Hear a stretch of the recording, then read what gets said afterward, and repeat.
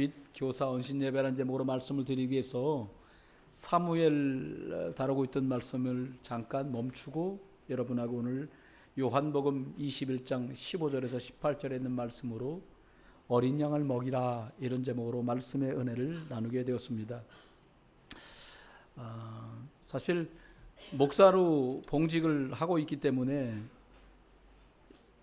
하나님의 말씀을 계속해서 심부름해야 되는 그런 직책이 있다 보니까 예배를 누구보다 많이 드리게 되고요, 말씀을 많이 받고 말씀을 많이 전달하게 되는 그런 입장에 놓이게 됩니다.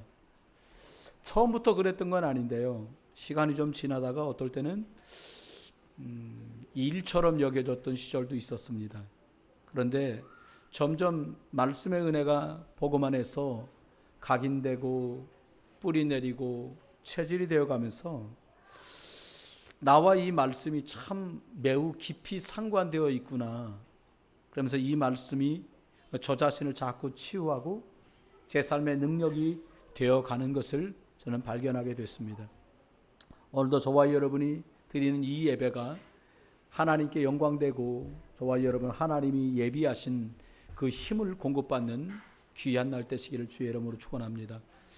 오늘 읽어본 본문에는 여러분과 제가 읽으시면 금방 아는 것처럼 예수님의 수제자였던 베드로가 예수님 모른다고 나중에는 저주하며 부인하고 달아나서 예수님 만나기 전에 가지고 있던 직업이었던 어부로 있는 그 상황에 예수님이 찾아오셨어요.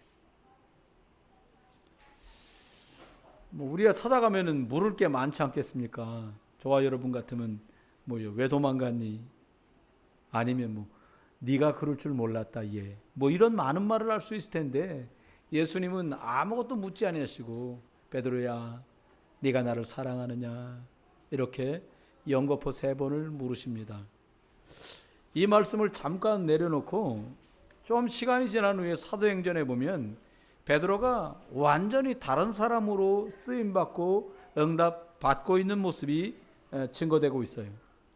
사도행전 1장 1절로 8절에 보니까 이 베드로를, 도망간 베드로를, 인간적인 표현으로 하면 예수님을 배신했던 베드로를 이 중요한 감람산 이 자리로 예수님이 베드로를 초대한 것을 볼 수 있어요. 더 감사한 것은 사도행전 2장에 보니까 마가다락방 오순절에 역사하는 그 자리에 베드로가 이제 참석한 정도가 아니라 그 오순절 사건의 주역이 되어서 성령을 체험하고, 그리고 거기 모인 많은 사람들에게 이 일이 갑작스럽게 생긴 일이 아니라 요엘서 2장에 말세의 남녀 종들에게 성령을 물붓듯 부어줄 거라고 약속하신 말씀이 우리에게 임한 것입니다 라고 하나님께서 주시는 메시지를 전달하는 사람으로 등장합니다. 그리고 사도행전 3장에 이스라엘 사람이라면 누구나 다 알고 있는 성전 미문에 앉은 구걸하던 앉은뱅이에게 은과 금은 내게 없지만 내게 있는 건 내게 주는데 너 나사렛 예수 그리스도 이름으로 일어나 걸어라. 최초로 예수가 그리스도라고 전도 현장에서 선포하는 그 일에 베드로를 쓰십니다. 최초의 외국인에게 복음이 증거된 게 사도행전 8장에 나오는 빌립이 에디오피아 내시에게 증거한 건데, 12사도 중에는 최초로 사도행전 10장에 고넬료라고 하는 로마에서 파견된 이탈리아대 특수부대 장교였던 그 사람에게 복음을 증거하는 사도들이 처음으로 외국인에게 예수 그리스도를 선포하는 그 중요한 일에, 로마 복음화의 초석을 까는 그 일에 하나님께서는 이 베드로를 사용하십니다. 곧 이어서 계속해서 복음을 증거하는 것 때문에 감옥에 갇히게 되었는데요, 성령께서 역사하셔서 지진이 나고 그 감옥에서 하나님의 은혜로 그가 빠져나오도록 하시는 이 정치화된 일이 연속해서 벌어지는데 주역으로 쓰임받은 사람이 베드로였어요. 언제부터 이렇게 바뀐 걸까요? 여러분, 너 예수님 제자지? 라고 하는 말에 왜 도망갔을까요? 왜 모른다고 했을까요? 왜 아니라고 했을까요? 두려웠을 것 같아요. 위협하는 그 모습에서 겁이 났을 것 같아요. 누구라도 그럴 수 있을 것 같아요. 저 같으면 다시 찾아와서 베드로에게 물었을 거야. 진짜 물어봤을 겁니다. 진짜 그럴 줄 몰랐다. 어떻게 해보지 그래. 모른다고 말하는 것까지 이해된다마는 저주하고 도망가니 그래. 근데 예수님 한마디 말씀 안 하시고 베드로를 축복하시는 지금 말씀드린 자리까지 오도록 축복하셨습니다. 언제부터 하나님께서 베드로에게 이렇게 역사하시고 베드로를 사용하신 걸까요? 오늘 읽은 본문 요한복음 21장 15절로 18절 내 어린 양을 먹이라고 말씀하신 이 말씀이 베드로의 심령 속에 각인된 그 후부터 이 말씀을 뿌리내리고 이 말씀이 자기 생을 움직이는 생의 체질로 미션으로 받아들이면서 이 사람에게는 앞전에 말씀드린 이런 역사들이 줄을 지어 나타나게 되었습니다. 베드로는 본 거지요. 무엇을 보았습니까? 세계 최고의 나라였던 로마가 영적 위기 앞에 놓였다는 사실을 베드로는 보았어요.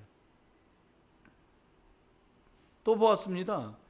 이렇게 우리 민족도 속국이 되고 로마도 이제 곧 폼페이가 폭발하고 로마가 멸망하게 될 많은 것들을 계속해서 앞두고 있는데 이 중요한 때에 우리들이 그렇게 기다리던 메시아 그리스도를 보내셨구나 라는 사실을 베드로는 보았어요.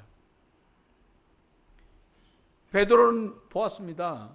그래서 예수 그리스도가 십자가에서 죽으시고 장사되시고 부활하셔서 지금도 성령으로 일하고 계시다는 사실을 본 베드로에게 지금 쭉 말씀드렸던 역사적인 사건, 복음 때문에 중요한 사건들이 연속해서 벌어진 것을 성경은 우리에게 말씀하고 있는 것입니다. 어린 양을 먹여라. 언뜻 생각하면 어떻게 하지? 무얼 하지? 그리고 나는 힘이 없는데 많은 걸 생각할 수 있지만 예수님께서 베드로에게 세 가지를 확인시켜 주신 것 우리가 같이 확인하면서 우리 교사 선생님들 그리고 먼저 예수 믿은 저와 여러분 부모님들과 어른들이 모두 교사와 같은데요. 베드로가 붙들었던 이 세 가지를 나와 여러분과 교사들이 붙들면서 함께 응답받기를 원합니다. 첫째는 베드로의 정체성을 확인시켜 주셨습니다. 도망갔던 베드로에게 정체성을 다시 확인시켜 주시고 사명을 다시 주신 거예요. 예수님이 왜 베드로를 찾아오셨습니까? 여러분 마태복음 16장 16절에 주는 그리스도시고 살아계신 하나님의 아들이십니다 라고 베드로가 고백한 고백을 여러분도 기억하실 거예요. 이 고백은 베드로가 지혜 있고 유식하고 총명해서 한 것이 아니라 예수님 말씀대로 이것을 너에게 알게 한 것은 혈육이 아니라 하늘에 계신 우리 내 아버지께서 이것을 알게 하셨다. 이 네 고백 위에 이 반석 위에 교회를 세울 것이라는 거예요. 저와 여러분이 예수님을 그리스도로 알고 믿고 고백한다면 그 고백의 반석 위에 하나님의 교회가 세워져 가고 렘넌트들이 세워져 간다는 사실을 다시 한번 확신하시기를 주의 이름으로 축원합니다. 사실 저와 여러분이 연약한 게 사실이에요. 가끔씩 상담하면 목사님 저는 참 부족한 것 같아요. 저는 참 연약한 것 같아요. 이런 말씀을 하세요. 그럼 저는 이렇게 말해요. 아닙니다. 사실은 속으로 말합니다. 맞습니다. 속으로는 그렇게 하는데 겉으로 어떻게 맞습니다. 어떻게 그렇게 합니까? 그러니까 속으로만 맞습니다. 저도 그렇습니다. 라고 말하고는 그분에게 아닙니다. 라고 하면서 이 정체성을 말씀드려요. 집사님 안에 성도님 안에 그리스도가 계시기 때문에 나는 연약하지만 그리스도는 완전하십니다. 라는 말씀을 드려요. 여러분 왜 그랬습니까? 베드로가 달아난 것 왜 그런 거예요? 두렵고 연약했기 때문입니다. 그래서 예수님께서 그런 걸 다 아시고 베드로에게 말씀한 거예요. 그래도 너에게는 예수가 그리스도라는 고백이 있지 않냐? 여러분과 제가 연약한 그 순간에 우리를 보는 것이 아니라 예수가 그리스도시고 살아계신 하나님의 아들 되신 그 고백 때문에 그 위에 하나님의 교회를 세워가시고 천국의 열쇠를 주어서 복음을 증거할 중요한 은혜와 역할을 여러분에게 주신 것 기억하시면서 승리하시기를 주의 이름으로 축원합니다. 베드로를 찾아오셔서 뭐라고 하셨습니까? 어린 양을 먹여라. 왜 그 많은 것들을 말할 수 있는데 왜 어린 양을 먹이라고 이 말씀만 하신 걸까요? 그리고는 이렇게 말씀하십니다. 세상 끝날까지 내가 너희와 항상 함께 할 것이다 말씀했어요. 저와 여러분이 하나님께서 주시고 오늘 예수님께서 베드로에게 확인시켜 주신 것처럼 나와 함께하는 이 비밀, 여러분과 함께 하셔서 베드로가 고백했던 것처럼 내게 있는 것 내게 줄 수 있는 복음에 누리는 축복이 저와 여러분에게 있어지시기를 주 예수 그리스도의 이름으로 축원합니다. 특별히 렘넌트들에게 복음의 영향력을 매주 주어야 되는 선생님들에게 임마누엘 축복, 그리고 하나님께서 나와 모든 일과 만남 속에 함께 하시는 원네스의 응답을 확인하시는 그런 교사 여러분들 먼저 되시기를 주 예수 그리스도의 이름으로 당부드리고요. 그리고 축복합니다. 두 번째는 예수님이 뭘 확인하셨냐면 너 나 사랑하니? 라고 물으셨어요. 똑같은 말로 계속해서 물으면 사람 갈등 생기거든요. 예를 들어서 이거 먹을 거야?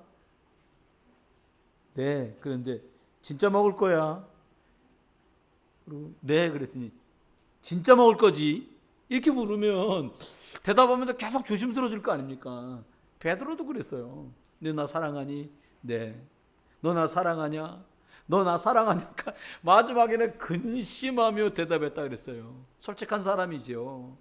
딱 하나를 물으셨습니다. 내가 나를 사랑하느냐?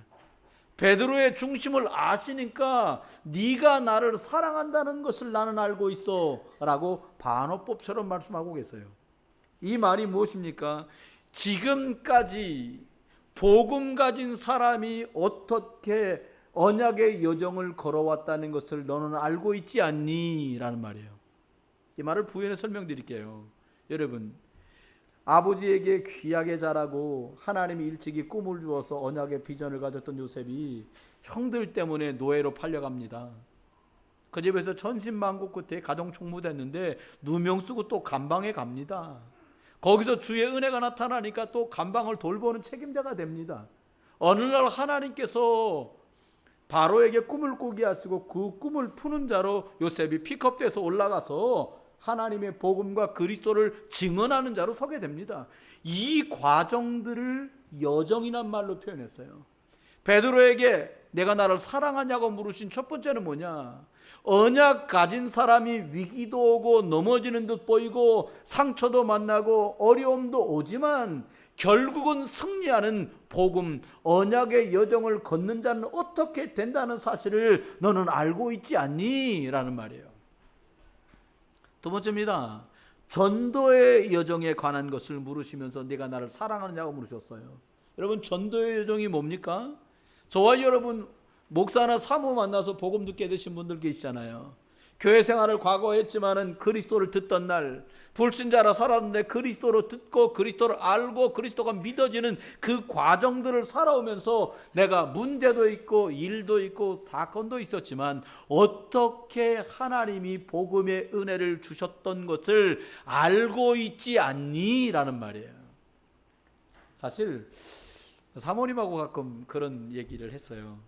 누가 좀 기념에 남길 수 있도록 사진을 좀 많이 찍으면 좋겠다. 근데 사실 대답을 못했는데 제가 사실은 그렇게 말하고 싶어요. 사모님하고 얘기해 공감했거든요.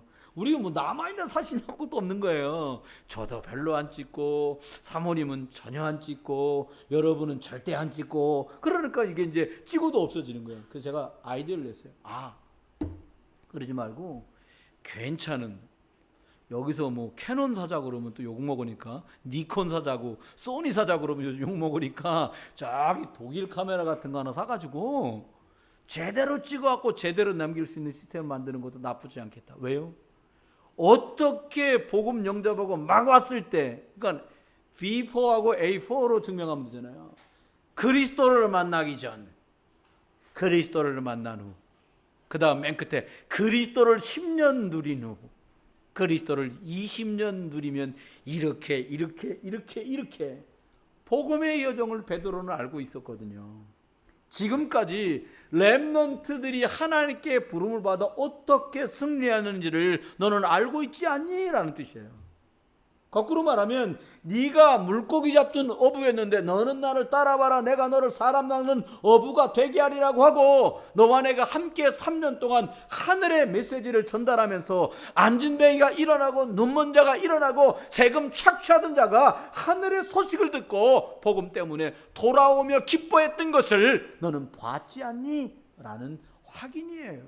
마치 용기를 주신 거지. 네 속에 그것들은 네가 혹시 나를 모른다고 부인했어도, 네가 혹시 나를 저주했어도 그 영적인 각인된 것들은 없어지는 게 아니야 라고 용기를 북돋아 주고 계신 거예요. 우리 교사 선생님들, 사실 저희처럼 40, 50 먹은 교사들 같으면요, 흔들릴 일도 별로 없고요, 뭐 이렇게 오버할 일도 별로 없잖아요. 근데 우리 청년 교사 선생님들은 시험이 참 많아요. 왜요? MT도 가야 되지요, 친구도 사귀어야 되지요. 교회 일하고 행사가 겹쳐가지고 갈까 말까 갈등도 하고 고민도 해야 돼요. 괜찮습니다. 그런 시기예요. 여러분만 할 때 오직 그리스도, 그러면 목사 될 사람입니다. 여러분 나이 때 여자친구들이 오직 그리스도, 사모가 되실 분입니다. 그런 분들은. 여러분, 갈등이 나쁜 것이 아니에요. 성장되는 과정 속에 있는 일입니다. 세 번째, 그러면서 뭐라고 말씀하십니까? 네 어린 양을 먹여라, 이렇게 말씀하세요. 여러분, 사람들에게 상처가 참 많아요. 우리 교회 성도님인데 제가 볼 때마다 사실 말은 안 해도 기도를 참 많이 해요. 왜냐하면 이분이 셰프니까 주방에 불이랑 프라이팬이랑 칼이랑 엄청 많이 쓰잖아요. 악수를 일단 하면 악수 서로 이렇게 오른손으로 하잖아요. 그분도 오른손이야. 이게 그 구덕살이 박인 거예요. 이렇게 칼을, 나이프를 많이 쓰니까 딱 만지면, 저 옛날에 청년 때 아령 많이 할 때 군덕살 벗긴 거보다 더 박였어. 팔을 보면, 반팔 입으면 너무 이렇게 막 요리하다가 튄 기름 때문에 상처난 거, 프라이팬에 댄 거 너무 많은 거예요. 그래서 하나님, 저렇게 되지 않고 일할 수 있도록 해주세요. 근데 바쁘면 본의 아니게 그렇게 된대요. 경력도 많은데도. 여러분, 상처가 다 있어. 이렇게 보이는 상처부터요, 안 보이는 상처까지. 제가요, 뜨문뜨문 만나는데요, 세상에 어제는 제대로 만났어요. 누굴 만나냐? 여기 신경정신과 원장 선생님. 너무너무 어제 피곤한 거예요. 그래서 커피를 한 잔 사러 들어갔는데 마침 그 선생님이 여기 1층 커피숍에 앉아 계신 거예요. 왜 얼굴 시커멓게 해갖고, 비도 오는데 머리까지 잘 안 빗으셨어. 그래서 내가 앉아가지고 얘기했어. 선생님, 아이고 목사님 안녕하세요. 물어봤어요. 제일 많은 환자가 뭡니까? 그 선생님 만나서 좀 빨리빨리 정보를 알아내야 되니까 제일 많이 오는 환자가 뭡니까? 그랬더니 답답증 때문에 잠이 안 온다는 환자가 많다는 거예요. 그런데 물어봤어요. 잠이 안 와서 답답한 겁니까? 답답해서 잠이 안 오는 겁니까? 다시 말씀해 보세요. 그러는 거예요. 다시 말할게요. 답답해서 잠이 안 오는 겁니까? 잠이 안 와서 답답한 겁니까? 그때 이분이 하는 말이, 상당수 많은 분들이 뭔가 문제를 만난 답답함 때문에, 속 아리 때문에 충분히 잠을 못 자고 제 시간에 잠 못 자는 것 때문에 찾아온다는 거예요. 그러면서 제가 또 하나 물어봤어요. 성격이 명랑한 사람이 우울증이 많습니까? 우울한 사람이 우울증이 많습니까? 그랬더니 하하하 웃으세요. 뭐 그걸 물어보냐. 속으로 나도 웃었지. 나도 다 아는데 한번 확인하는 중이다. 이렇게 하는 말이, 명랑한 사람 우울증 걸릴 확률이 거의 없대요. 남한테 양보해 놓고 집에 돌아가서 아이고 등신같이 왜 양보하고 그래, 네 건데 왜 주장도 못해. 남한테 양보해 놓고 집에 돌아가서 자기를 타박하는 사람이 우울증 온다는 거예요. 여러분, 그래서 저는 찾았죠. 베드로는 절대 우울증 안 생깁니다. 왜요? 여차하면 덤벼드는 예수님 잡아가려면서 귀도 따고 비키라고 고래고래 소리도 지르고. 오늘부터 여러분 다 같이 한번 해보세요. 나는 하나님 자녀입니다. 크게 하세요. 가슴에 손 놓고, 나는 하나님 자녀입니다. 좀 크게 소리 지르는 사람 우울증 걸릴 확률이 별로 없어요. 다시 한번 합니다. 나는 하나님 자녀입니다. 우울, 이게 좀 지나면 우울증으로 굳어진다는 거예요. 참 좋은 만남이었어요. 그러면서 또 확인했습니다. 약 먹으면 우울증 납니까? 목사님 안 나요. 의사 쓰는 말, 삶의 질을 향상시키기 위해서 환자들에게 약을 주지 우울증은 치료되지 않습니다. 이렇게 말씀하시더라고요. 여러분, 예수님이 왜 어린 양을 먹이라고 말했습니까? 아이들이 알게 모르게 많은 상처 속에 있어요. 부모 때문에 생긴 상처, 친구 간에 생긴 상처, 학교에서 생긴 상처, 많습니다. 상처가 드러나지 않을 뿐이지 많은 상처가 있으니까 그들을 하나님 만나는 길이 되신 그리스도를 만나게 해서 그들을 치유해 주는 거예요. 여러분, 그들을 모든 저주와 재앙에서 해방시켜 주시는 오직 그리스도 이름으로 해방을 시켜주라는 거예요. 사단의 종노릇함에 묶이고 매여 있는데 그 사람들을 마귀의 권세, 사단의 권세, 흑암의 권세를 십자가에서 박살내신 이 그리스도 전해줘서 너는 승리하는 신분이라고 말해주라는 거예요. 이걸로 치유돼요. 치유된 사람은 다른 사람 치유할 수 있는 서밋의 축복을 누릴 수 있거든요. 여러분, 어릴 때는요, 한 번의 기회가요 완전히 생을 바꿀 수 있어요. 그렇습니다. 그 한 번의 기회가요, 아이들 땐, 청소년 때는 마지막 기회일 수도 있어요. 그렇잖아요. 오늘 만난 이 아이에게 복음을 말해준 게 이 아이 생애 처음이지만 이게 다시는 못 듣는 정확한 복음을 들을 수 있는 마지막 기회라면 어떡하겠어요? 그럼 무슨 말을 해야 되겠어요? 정확한 복음을 말해 주어야 합니다. 여러분, 어떤 분이 목사님 예배 때마다 그렇게 예수 그리스도를 말합니까? 들리긴 들리는데 각인 안 된 사람들이, 들리긴 들리는데 뿌리 못 내린 사람들이, 들리긴 들리는데 내 것으로 체질 안 된 사람이 어느 날 듣다가 각인되고, 어떤 날 듣다가 뿌리 내리고, 어떤 날 듣다가 체질되기 때문에 쉬지 않고 말해. 항상 말해라. 쉬지 말고 말해라. 범사에 말해라. 주님이 그래 말씀하셨다는 거예요. 여러분, 그렇습니다. 지금까지요, 각인되고 뿌리되고 체질된 것, 어떨 땐 이 앞전에 예배 찬양할 때 여기 앞에 나오면 찬송인도 하는 분들 계시잖아요. 근데 신기합니다. 찬송인도 하러 나오면 보여요. 찬송인도 안 할 때는 안 보여요. 그래서 모든 분들이 한 번씩 찬송인도를 해야 돼요. 뭐를요? 찬송인도 하면 기가 막히게 보입니다. 뭐가? 찬송 안 하는 사람이 기가 막히게 보여요. 신기하지요? 저도 집회 가갖고 어떨 때 좀 쉬었다가 말씀만 드려야지 그럴 때 있어요. 근데요, 찬송 불러요. 왜냐? 내가 이 찬송하는 시간에 찬송하고, 기도하는 시간에 기도하고, 말씀 듣는 시간에 말씀 듣자. 그게 제 신앙 모토 중에 하나거든요. 그렇습니다. 지금까지 복음 아닌 다른 거 주었으니까 이제 어린 양들을 뭘로 먹여라? 복음으로 먹여라. 여러분, 어렵지 않습니다. 여러분을 행복하게 했던 그 복음을 말해주는 거예요. 복음 들으면서 힘들지 않잖아요. 너무 감사하잖아요. 너무 좋잖아요. 그거 말해줘라. 지금의 기회입니다. 아이들 조금 더 커버리면 시간표가 지나가 버려요. 지금 한 번 설명한 걸로 영원하게 가요. 복음을 심는 것은 마지막 기회예요. 지금까지 못 들어봤기 때문에 첫 번째 기회이기도 하고 마지막 기회이기도 해요. 얼마 전에 우리 교회 집사님 어머니께서 소천하셨어요. 의식이 없다고요. 의사하는 말이 뇌수술을 해야 겨우 눈을 뜰까 말까 하시다는 거예요. 근데 저희 부부 둘이 앉아서 이렇게 말했어요. 이분이 교회는 다녔어도 예수는 그리스도라고 삼직의 그리스도를 들어보신 적이 없을 거다. 가서 이건 말해주자. 목사님, 이걸 말하시면 어떻겠냐고. 좋다고. 그럼 저를 이렇게 주시더라고요. 주고 나보고 하라는 거예요. 근데 했어. 근데 기적이 벌어졌어요. 가족들 얼굴도 볼 수 없고 깨어나지도 않고 수술해도 깰까 말까 했다는 분이 깨어나서서 가족을 알아봐요. 엄마, 나 몇째 딸이야? 셋째 딸로 알아. 확인이 다 되는 거예요. 저는 생각했어요. 그날 가면서도요, 그 소식을 듣고 다시 병문안 가면서 무슨 생각이냐. 이 어른에겐 그리스도를 들을 기회를 하나님이 주셨구나. 마지막 기회일 수도 있고 첫 번째 기회일 수도 있고, 이 복음 듣는 게 영원한 기회로 연결된다면 더한 자리라도 내가 가서 복음 말해줘야 되겠다. 이런 감사와 확신이 들더라고요. 여러분, 나는 교사하면서 진짜 은혜 받아야겠다라고 여러분 생각하세요. 아이들에게 뭘 줘야 되겠다는 게 아니라 하나님, 내가 먼저 말씀의 은혜를 받아야겠습니다. 우리 부모님들과 먼저 믿은 선배님들이 어떤 생각하면 될까요? 하나님, 내가 은혜 받은 것들을 우리 아이들에게 전달할 수 있도록 축복해 주십시오. 아니, 내게 고인 것들을 줄 수 있잖아요. 내게 있는 것은 내게 줄 수 있으니까요.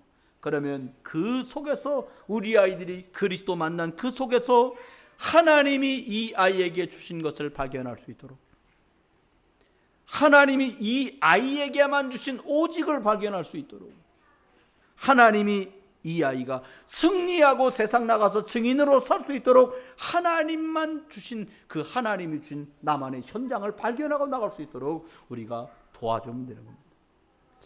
여러분, 그리스도께서 우리를 찾아오셨어요. 이것을 언약이라고 말하고 이것을 생각하고 묵상하는 걸 언약 잡았다라고 말합니다. 여러분, 믿어야 될 것이 있고요, 예수 믿지만 노력해야 될 부분이 있거든요. 믿어야 될 건 정체성입니다. 나는 주는 그리스도시고 살아계신 하나님의 아들이라고 말한 이 믿음, 이건 믿어야 되는 거예요. 그리스도가 길이다, 믿으면 되는 거예요. 그리스도가 저주를 해결시켰다, 해방시켰다, 믿으면 되는 거예요. 사단 박살냈다, 너는 승리한다, 믿으면 되는 거예요. 그런데 이 체질 만드는 건 믿는 게 아니라 우리들이 체질을 만들려고 자꾸 해야 돼요. 복음을 듣는 수고, 기도하려고 나를 엎드리게 만드는 수고, 성경을 읽는 수고, 노력 속에서 이것들은 만들어지는 거예요. 근데 우린 자꾸 거꾸로 해요. 어떨 땐 어떻게 거꾸로 하냐, 믿어야 될 거는 자꾸 노력하려고 그러고 노력해야 될 건 믿으려고 그래. 아이, 뭐 안 읽는다고 믿음 안 생기겠어요? 성경 말했잖아요. 믿음은 들음에서 나느니라. 생명은 영접하면 나는데 믿음은 들어야 나요. 그러니까 노력해야 되는 거. 여러분, 예배를요 자꾸 하는 사람하고 예배 못하는 사람하고 차이가 점점 나죠. 좋다 나쁘다가 아니에요. 어떤 차이가 날까요? 복음을 내 걸로 자꾸 확인할 수 있는 기회가 생기는 거죠. 그렇습니다. 여러분, 저와 여러분이 누가 사단을 이길 수 있습니까? 없어요. 누가 재앙을 막을 수 있습니까? 없어요. 누가 지옥 배경을 이길 수 있습니까? 이 땅에 아무도 없어요. 그래서 그리스도를 보내셨어요. 말씀의 결론입니다. 저와 여러분이 렘넌트를 복음으로 잘 키웠는데 여러분 집안의 출애굽의 역사처럼 가난이 출애굽되고 질병이 출애굽되고 영적 문제가 출애굽될 줄 누가 알았겠냐고요. 그렇죠? 여러분, 렘넌트 한 명을 복음으로 잘 키웠는데 바벨론의 포로로 끌려갔는데 왕이 하나님을 만나고 복음을 들어서 온 이스라엘 백성이 다시 이스라엘로 돌아가게 되는 설 바벨론의 역사가 벌어질 줄 꿈엔들 생각했냐고요. 아무도 생각 못합니다. 그래서 렘넌트는 중요한 거예요. 렘넌트 한 명, 바울과 디모데가 복음을 깨달아고 영적 실력을 늘렸는데 로마 속국에서 완전히 로마되는 역사가 벌어졌거든요. 지금부터요, 여러분 자녀를 키우실 때, 우리 교사 선생님들 렘넌트를 키울 때 심어줘야 될 것이 있습니다. 뭘 심어주냐? 하나님 없고 복음 없이는 절대 불가능하다는 걸 말해줘야 돼요. 할 수 있다 하면 된다? 성경에 그런 말 없어요. 내게 능력 주시는 자 안에서 된다고 했지, 하면 된다는 말은 불신자랑 똑같은 말인데요. 아닙니다. 절대 불가능한데 나를 언약 백성으로 부르시고 언약 주셨기 때문에 이제부터 가능하다. 어떻게 가능해집니까? 절대 가능해지는 거예요. 왜? 하나님이 된다니까 이제 절대 가능으로 바뀌지요. 그때부터 언약 잡고 도전하는 겁니다. 하나님의 뜻이면 되게 돼 있어요. 하나님의 계획은 아무도 막을 수 없어요. 이때부터 뭐가 생깁니까? 전에도 없고 이후에도 없을 응답들이 계속 와요. 어떻게 요셉이 총리가 됩니까? 그 환경에 노예로 끌려가서 안 죽었으면 다행이지. 그렇죠? 어떻게 모세가 이방돼서 왕궁에 들어갔는데 그 10가지 기적 속에 애굽을 뒤집을 수 있습니까? 모세 실력으로 모세가 솔직히 말했잖아요. 내가 누굽니까? 나는 못합니다. 모세는요, 자기를 잘 알았어요. 절대 불가능하다는 것을.